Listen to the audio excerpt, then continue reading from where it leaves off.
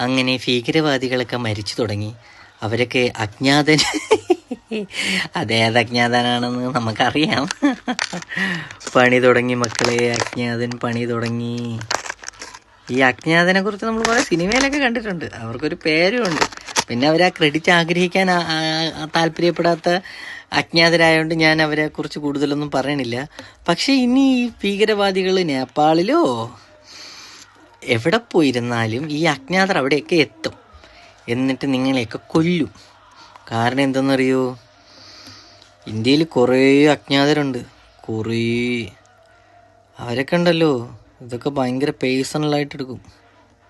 അപ്പോൾ ഇനി നിങ്ങൾ അത്രയും പേര്, എല്ലാ രക്ഷപ്പെട്ട ഭീകരവാദികളും അത്രയും പേരെ കൊല്ലാതെ ഈ അജ്ഞാതർക്കൊന്നും ഒരു ഉറക്കവും കാണില്ല. സോ ഇനി നിങ്ങൾ നിഴലിനെ പോലും പേടിക്കണം. കാരണം അജ്ഞാതർ നിങ്ങളുടെ പുറകേ ഉണ്ട്. നിങ്ങളൊക്കെ ഉടനെ തീരും. അതുകൊണ്ട് എന്തെങ്കിലുമൊക്കെ പ്രാർത്ഥിക്കാനുണ്ടെങ്കിലൊക്കെ പ്രാർത്ഥിച്ചോ. അജ്ഞാതർ ഏതാണ്ട് നിങ്ങളുടെ അടുത്തൊക്കെ എത്തി. രക്ഷപ്പെട്ടവരൊന്നും പേടിക്കരുത്. അധികം താമസിക്കാതെ തന്നെ നിങ്ങളൊക്കെ അജ്ഞാതരുടെ കൈകൊണ്ട് തീരും. എന്ത് ഇത് കണ്ടില്ല എന്ന് ഞാൻ ആലോചിച്ചിരിക്കുകയായിരുന്നു.